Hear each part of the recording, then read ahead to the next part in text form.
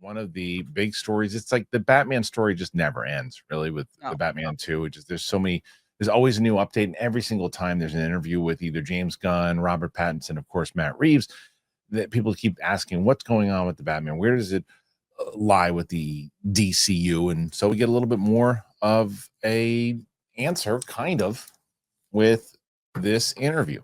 So the Batman director Matt Reeves sets the record straight on whether Part 2 is either Elseworlds or it is set in the DCU.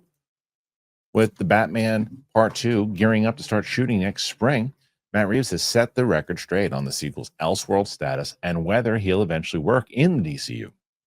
Josh Wilding writes, in DC Studios' approach to rebooting the DCEU has certainly been unique. Rather than completely start from scratch, James Gunn, Peter Safran have kept some actors from the past, recast others, and placed any non-canon projects under the somewhat vague Elseworlds banner. With the DCU set the brave and the bold on the way, and an argument could be made that the Batman franchise should have really been scrapped to make way for the new version of the Caped Crusader. That would have been a blow for fans of Matt Reeves' take on Bruce Wayne, but two competing versions of Batman on screen at the same time seems like a risk.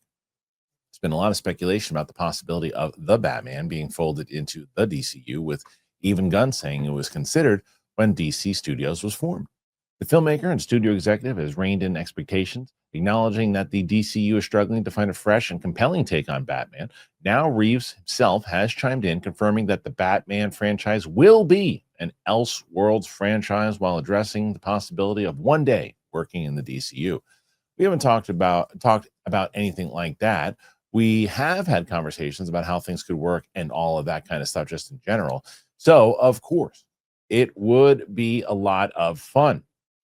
What I really want to do is play out these stories. We begin arriving at the conclusion. I hope we would arrive at the beginning, and it's very exciting. So, first of all, I'm flattered. That's very kind of James to say. It would be really exciting to work with them, of course. We're working with them on the Batman Part 2. I mean, it's DC, so it's it's Elseworlds, but it's DC, so it's theirs as well. So what the future brings and what I'm doing will become clear when it comes. This isn't overly surprising, but the door is now closed on any sort of crossover. Reeves and Mattson Thomason's script is finished, and it's clear now that the filmmaker didn't set out a way to bring Robert Pattinson's Dark Knight into the same world as Superman and Peacemaker. While some fans will be disappointed by the news, the Batman being in the DCU was always wishful thinking, and Pattinson agreed to star in a slate of movies and TV shows for Gunn was never going to happen. Will he and Safran have found a Batman by the time Reeves' sequel is released? That's TBD. Though, with Reeves looking to helm a trilogy, there will inevitably come a time when the Batman and the Brave and the Bold franchises are in proximity to each other. All right, so I think Steph, from the updates that we've gotten recently, this isn't really a shock. I think this is kind of the direction. There has been many conversations we've had on this show and other shows in general that you say, okay, maybe he is actually joining the DCU. But as of recently, with the way that James Gunn has been speaking, Pattinson's been speaking, Reeves been speaking, it seems like, no, this is going to be Elseworlds, and they're just going to have to figure it out. So what do you make of this particular comment? I think, I mean, this is kind of what I was hoping for. I would like to see more Robert Pattinson as Batman, so I wouldn't have been upset at all. I would have liked if he was involved in the greater DCU, but I kind of like the ability for Matt Reeves to just do what he wants without having it to be, because he just created such a cool world in the first Batman that we saw. So I like the freedom that it avails to them, and that it avails to James Gunn and the new Batman. So to me, it's kind of a win for both sides. Like I'm liking this. I saw some people talk about like it's indirectly confirming Crisis on Infinite Earths, like multi-dimensional type, but I don't even think so. I just feel like it's like he's gonna do his thing. I respect him as a filmmaker and I like this story, but we're just gonna keep pushing with what we're doing. Yeah, and I think that what it comes down to is, look, Matt Reeves. This is what we talked about with the other movies. Also, it's like it is kind of like a happy accident for at least Zaslav, where the DCEU movies that were already set, right? Those movies, I mean, sure, he would have liked to make money on them because they spent money on them, and Gunn was probably like, oh man, I'm going to be in trouble if these things make a lot of money because I'm going to be forced to have to combine them into what I'm doing, because if Shazam 2 would have made hand over fist, and the same thing with The Flash, and the same thing with Aquaman 2, and there was an appetite for those movies still, and people were like, oh, I want to see where this is going, Gunn and Safran would have problems because they'd be like, oh, Right. we wanted to go this way. And the audience would be like, well, no, we spent our money on it because we want that to keep going on. And so when it didn't do that, they were like, okay, that's what they always said. And we talk about it at length here. We're going to keep the door open. It's like, sure you are. You're going to wait to see if there's been made money and you're forced to making new ones, but the door's not open anymore because they didn't make money. Now, the opposite goes for the Batman, because the Batman did make money and people wanted to see it. So if people were speaking with their wallets and saying, we want more of this, and the reviews are good. So it's like, okay, we stop this just to make ours. And if theirs doesn't match up and is not better, then people are going to go, oh, you should have just continued. They're still going to say that. They're still going to do that. Like if this new version of Batman that they do, I agree with Josh Wilding, and I've said this.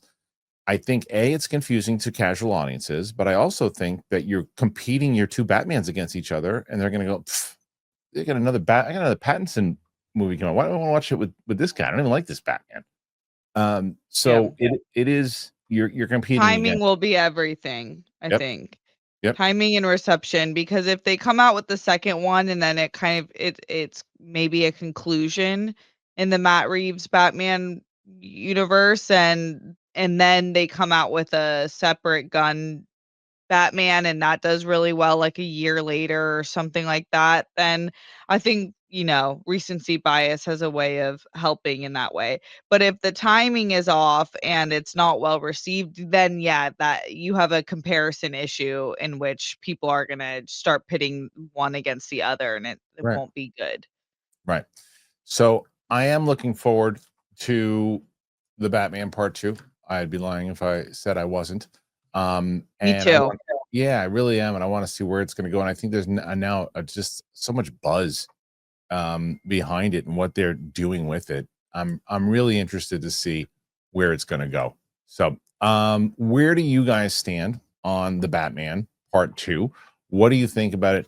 Kind of officially not being in the DCU and more so an Elseworld story, probably the way it should run. Do you think they're going to stop it after 2? Do you think it's going to kind of be open-ended? I know they wanted to do a third one, but do you think they're going to say no, no, no, no, no, no? We're good here. This gives us enough of an ending. Let's stop. Put your thoughts in there. Let us know. Oh man, I'm so glad to finally talk to you guys about Cash App. I've been using Cash App forever, and now I get to talk to you guys about it. Don't worry, it's very easy, fast to sign up. Do you even know how much interest your money is earning you in your bank account right now? Well, let me tell you some stuff. Cash App can do way more than you think to make your money work for you. If you direct deposit at least $300 in paychecks each month and use the Cash App card for purchases, you can earn up to 4% annual interest on your savings. There's no hidden fees, no minimum balance requirements. Also, you can hit your saving goals even faster by turning on the Roundups feature on your Cash App card. With Roundups, every purchase you make using the card is rounded up to the nearest dollar, and that spare change is automatically put into your savings. Don't let your money sit around and gather dust. Make it work for you. Take advantage of high interest savings on Cash App today. For a limited time only, new Cash App customers can use our exclusive code and earn some additional cash. For real, just download the Cash App, use our exclusive referral code, Kristian, in your profile, send $5 to a friend. Within 14 days, you're going to get $10 dropped right into your account. Terms apply. That's money. That's Cash App. Cash App is a financial service platform, not a bank. Banking services provided by Cash App's bank partner. Prepaid debit cards issued by Sutton Bank, members FDIC, direct deposit, roundups, overdraft coverage, and discounts provided by Cash App, a Block Inc. brand. Visit cash.app/legal/podcast for full disclosure.